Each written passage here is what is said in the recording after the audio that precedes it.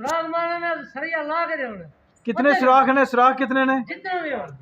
5 सुराख ने। हाँ 5 सुराख करके पॉक्सी करके सरिया ला के हैं टेढ़ा में पहले करना।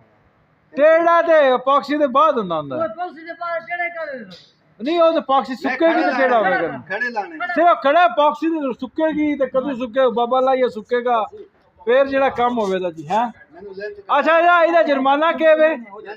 एदी सजा के वे? हां जी कर ले ओ एदी सजा के वे? तनख्वाह जेड़ी है बोल के दे दे संगा ये लोग दे जे हरिया ते ए तनख्वाह देवेगा ते जे जितया ते तू तनख्वाह दे।